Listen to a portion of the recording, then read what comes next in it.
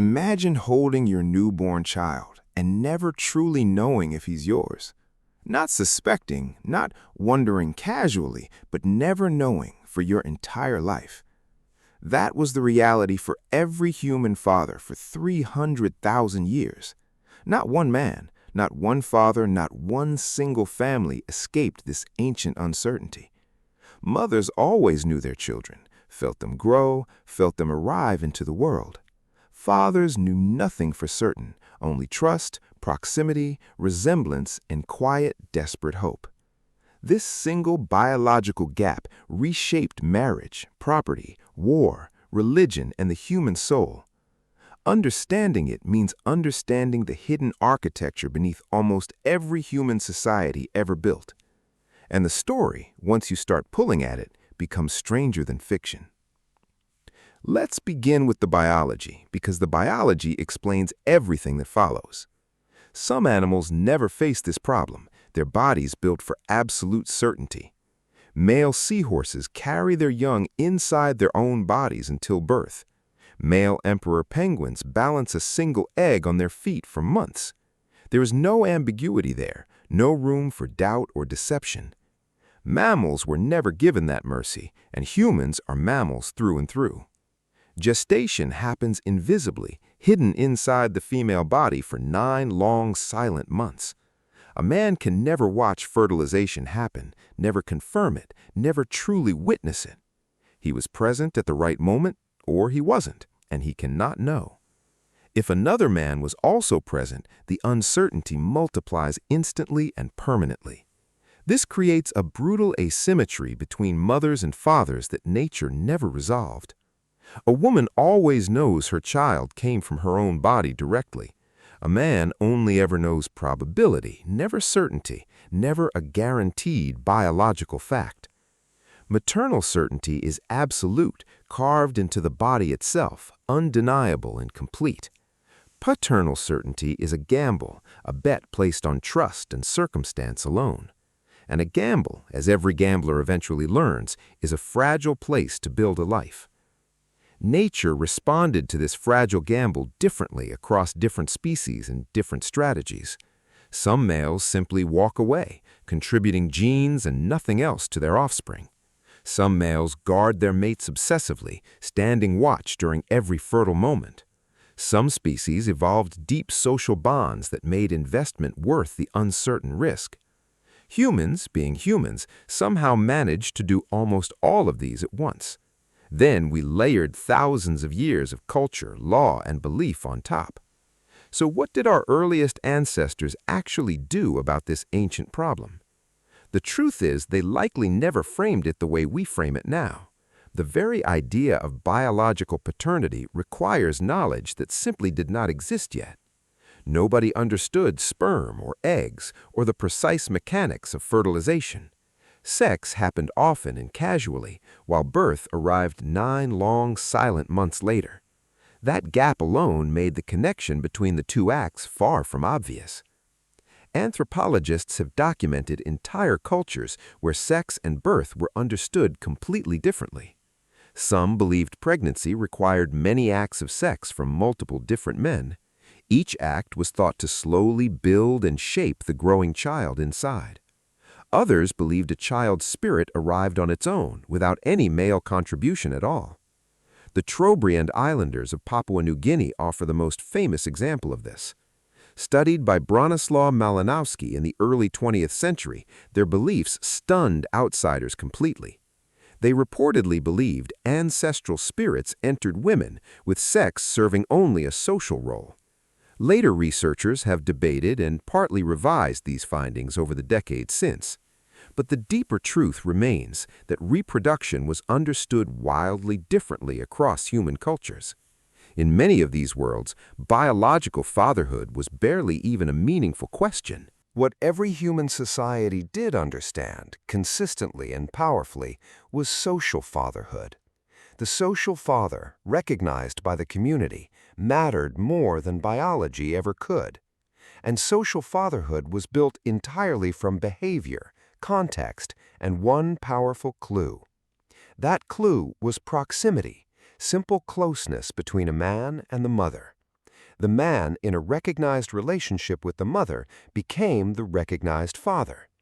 This pattern appears almost everywhere, in nearly every culture ever documented on Earth. It feels like a deep behavioral default etched into the human mind itself. Evolution rewards this instinct because probability, even without certainty, still holds real value.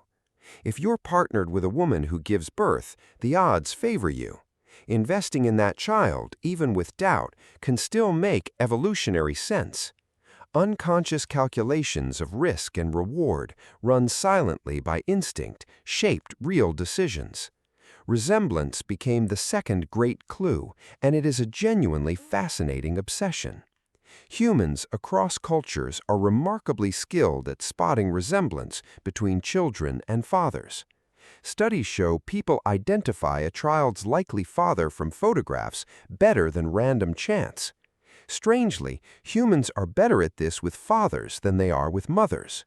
Mother-child resemblance never needed proving, since maternity was never truly in question. Father-child resemblance became the anxious relationship, the one demanding constant visual reassurance. Even more fascinating, family members almost always insist the baby resembles the father. The mother's own relatives, whose bond is never in doubt, say this too. This might seem strange until you realize the social function it quietly serves.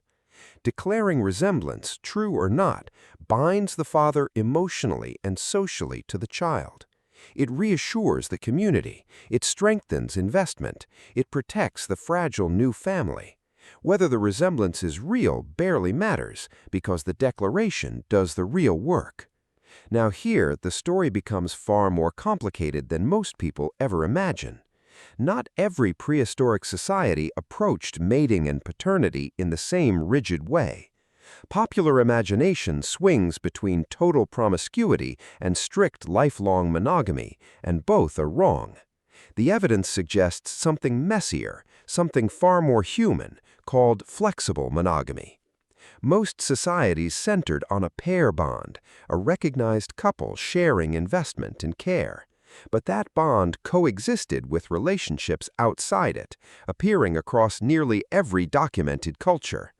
Even human biology carries fingerprints of this complicated, competitive reproductive history.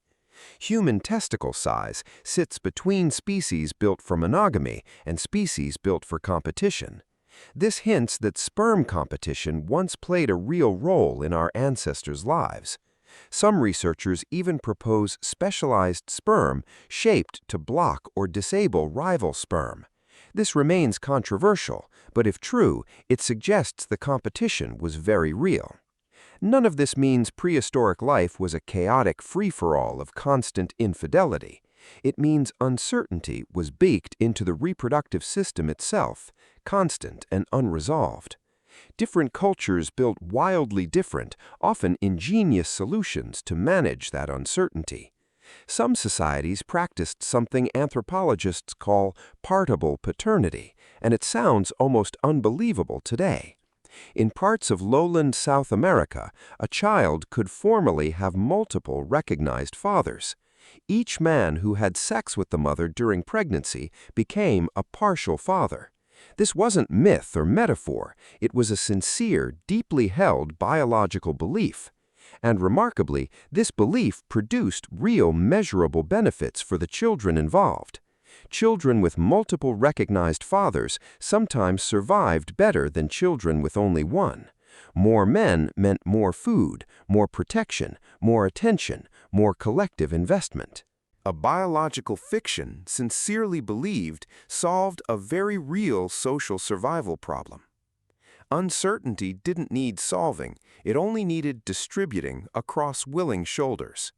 Then everything changed when humans shifted from nomadic bands to settled farms. Agriculture brought permanent land, and permanent land brought something entirely new: ownership. Ownership brought inheritance, and inheritance brought an unbearable weight onto paternity itself. In a mobile hunting band, wrong paternity guesses caused pain, but rarely catastrophe. Resources were shared. Children were raised communally. Nothing dynastic hung in the balance. Once farmland, herds, and homes could be inherited, everything suddenly hung in the balance. Who inherits the field, the cattle, the chieftainship, the entire family legacy? Suddenly, ancient ambiguity became dangerous, even intolerable, and societies reacted with force. The most common reaction, almost universal, was strict control over female sexuality. Across nearly every early farming society, women's sexual freedom shrank dramatically and permanently. Virginity before marriage became demanded, proof that no prior man had intervened. Fidelity after marriage was enforced through shame, law, and sometimes brutal violence. Physical seclusion kept women away from any man beyond their own husband. Clothing itself became a signal, a visible symbol of controlled, guarded sexuality. Dowries and bride prices formalized the transfer of reproductive access itself. These patterns appeared again and again across unrelated cultures, far too consistently for coincidence. They were convergent solutions to one shared problem, a desperate hunger for certainty. Ancient legal codes reveal exactly how seriously this obsession was truly taken. The Code of Hammurabi, dating to roughly 1754 BCE, treated adultery as a capital crime. Roman law drew sharp, brutal lines between legitimate heirs and illegitimate children. Ancient Greek society built entire concepts of citizenship around legitimate fatherhood alone. The word genesios, meaning legitimate son, carried enormous legal and social weight. Everywhere complex societies emerged, elaborate legal frameworks around paternity quickly followed them. Religion soon joined the effort, adding divine weight to human anxiety. Virginity became sacred in many traditions. Adultery became sin, not just crime. Breaking fidelity wasn't only shameful anymore, it became an offense against the divine. The stakes, already high, were pushed even higher by spiritual consequence. Through all of this, one fragile fallback system remained constantly in use. Physical appearance, the anxious inspection of a newborn's face for familiar features. Does the baby have my nose, my eyes, my father's stubborn chin? This quiet ritual, dressed as tenderness, is also an ancient act of verification. Newborns across every population tend to look remarkably similar to one another. Their features are unformed, ambiguous, offering little real evidence either way. And yet people search anyway, comparing, declaring, needing something to hold on to. Some researchers even suggest infant faces evolved to stay deliberately ambiguous at birth. Too much resemblance to the mother might invite dangerous comparisons and doubt. This theory remains speculative, but it hints at a deeper evolutionary tension. Perhaps uncertainty itself was shaped by competing evolutionary interests within the family. Bloodlines and family names became the next great technology for managing doubt. A name passed through the male line quietly tracks paternity across many generations. It proves nothing biologically, yet it asserts something powerful, a social claim. The man whose name a child carries becomes the recognized father regardless of biology. Clan systems extended this logic further, defining loyalty, obligation, and belonging itself. These systems only worked if the underlying paternity chain felt reliable enough. Maintaining that illusion of reliability required constant enforcement of female fidelity. Kinship and control were never separate systems, they were always deeply intertwined. Hereditary monarchy pushed this entire logic to its most extreme, most dangerous form. An entire kingdom's succession depended on one unverifiable biological fact staying true. The legitimacy of an heir determined the legitimacy of an entire dynasty's rule. History is soaked with wars fought, families destroyed over questions of royal paternity. Queens were watched obsessively, their loyalty treated as a matter of national survival. The same ancient biological uncertainty became at the throne a civilization-ending threat. For 300,000 years, humanity built institution after institution to manage this fear. Then, in 1984, everything changed in a single, unexpected moment. Alec Jeffreys developed DNA fingerprinting, later refined into modern paternity testing methods. A simple cheek swab could now answer, within days, what nobody ever truly knew. Not a guess, not a legal presumption, not a hopeful glance at a newborn's face, an actual biological answer, certain enough to end thousands of years of doubt. The test compares specific genetic markers between a child and a possible father. A match confirms paternity, a mismatch excludes it, cleanly and without ambiguity.